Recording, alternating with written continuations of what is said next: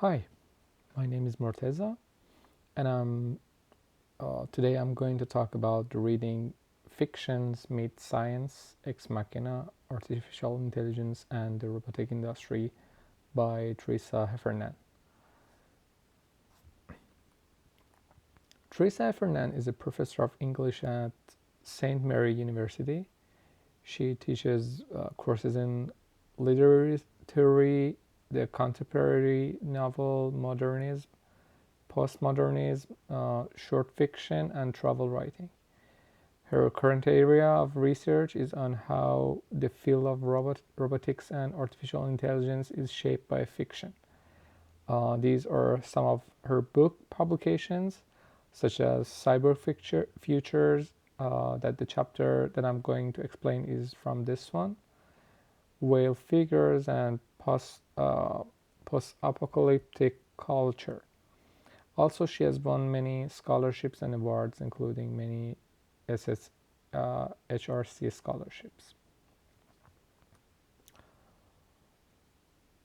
The reading is the seventh chapter of the Cyber Futures book, and Teresa starts the chapter by talking about 21st century claims about fictions coming true.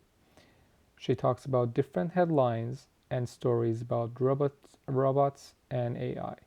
She mentions several quotes from famous people who talk about reaching an era where robots become humans and science fiction becomes the reality. Then she starts giving examples of recent advances of robotics and the robotic products, and she challenges these ideas. She starts by introducing Jibba. Jibba, as described in the creator's website, is the first social robot for the home who looks, listens, and learns. Artificial intelligence, authentically charming. Jibba was a crowd-funded project by Dr. Brezel of MIT. The project was fully funded by September 2014. Um, and it is a companion, and it seems it does less than Alexa with a much higher price. But the focus of Teresa was on the advertisement of Jibba.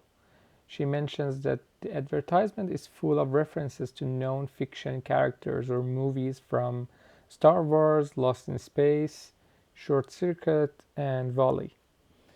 She critiques the way that the company introduces this product as one of the members of the family. She mentions that sellers try to introduce this companion robot as a friendly and cute servant that makes our lives easier and releases us from our boring jobs and daily pressure. However, Teresa believes that today people working even harder than before, and our resources on Earth are running out. So she believes that this scenario is more similar to Wall-E's story, where humans are enslaved by robots after the Earth is filled by trash. Then she continues mentioning different quotes that comparing human to robots. She mentions a quote from the director of the RoboBrain project that says, "We shouldn't expect a robot to learn on its own from scratch, any more than we'd expect a human to do so. Imagine a child growing up with no access to textbooks, libraries, or the internet. A robot, just like a person, needs to be able to have all the knowledge it needs in one place."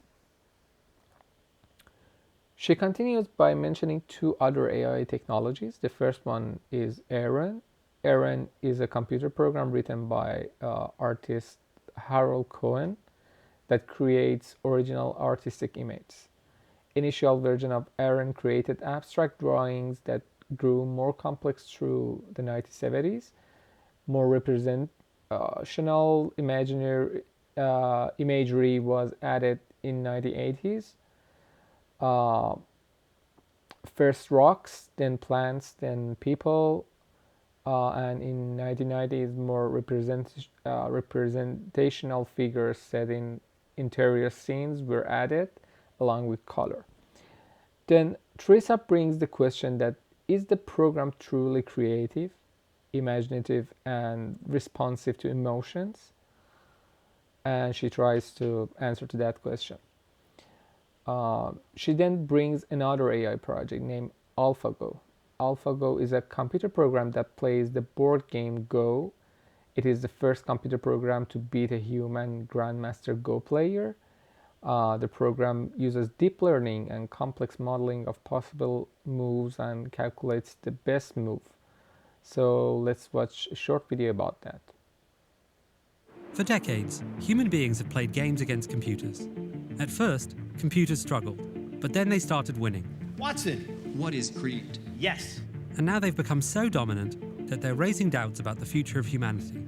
The latest emblem for existential dread is Google's DeepMind project, which created Alphago, an AI program that's become unbeatable at the most complex strategy game on the planet. While the game of checkers has 10 to the power of 20 possible outcomes, and a game of chess has 10 to the power of 40 possible outcomes, Go has more than 10 to the power of 80 possible outcomes. Alphago is trained to analyze situations itself by breaking the game down into tiny parts and visualizing all possible moves. Last week, it played the world's best Go player, 19-year-old Ke, with the help of a human handler. Alphago beat him 3 times, and after doing what it was designed to do, retired from the game. 在这次比赛完之后，在他继续又不停的进步之后，我觉得他对我而言就是100%。If a system like AlphaGo can learn all the moves in Go well enough to beat a person, then it has the potential to replace lawyers and accountants among dozens of other jobs. It might be perfect, but it has no way to navigate human politics. The Chinese government banned the live stream after Jie lost the first game. The loss to an American company was an attack on the country's pride. The Chinese government has made a big effort to proclaim that they are moving ahead rapidly in artificial intelligence, that they will be the people who dominate AI. To have the dreaded Google come in and beat China at its own game, it's just piling insult on top of insult. It's kind of amazing. But it was more than a national crisis. 对我而言就是对围棋的上帝。阿尔法狗出现之后，可能真的我对人生啊，包括不是仅是围棋啊，对人生啊也有巨大的一个改变和看法。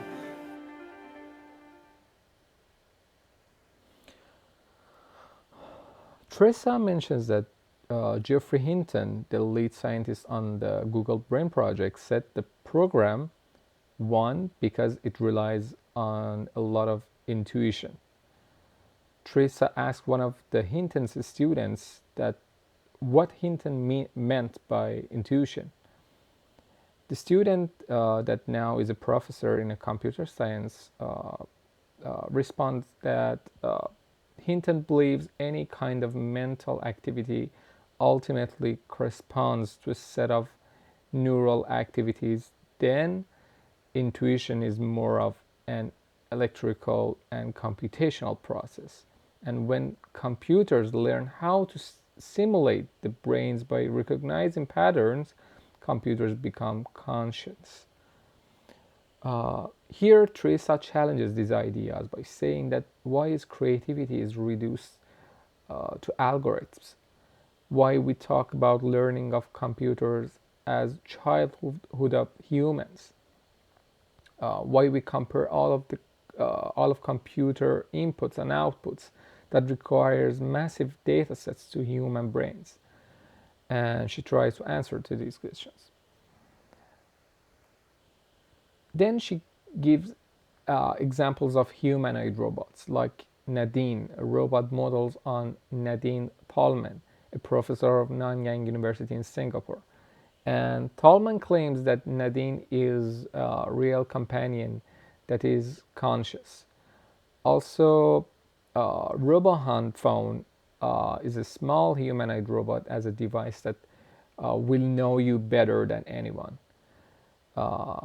She also talks about Sophia, a robot that its creator says that it's basically alive. And it is interesting to say that the robot has a citizenship of Saudi Arabia. The creator of Sophia, Dr. Hansen, believes that Sophia has creativity, empathy, and compassion, and even can solve world complex problems that even humans can't solve it. But Teresa completely disagrees with those claims and even somehow mocks the creator and mentions that Sophia works on a bunch of separate and single tracked algorithms and pre written scripts. Uh, After that, Teresa starts to answer the question that why do we create these robots with charming attributes, and why do we want humans to love robots or to be addicted to? She answers maybe to open up new markets.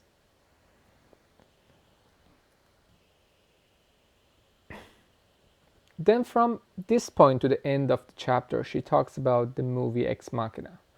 She talks about the story, different scenes, and dialogue between characters, and I don't want to repeat those things considering that we are going to watch the film, or some may have watched it already, but I don't want to spoil it. But in a nutshell, Nathan is a CEO of a big search engine company and a billionaire, and he somehow invites a programmer named Caleb to his research facility and uses Caleb as a bait for his robot Ava. Uh, and he wants to know that can Ava, the robot, deceive Caleb, the human, and use him as a tool to escape from the building. Between her talks about the film, Teresa criticizes the concepts that implying by the film, such as behaving with women as the object of male desires.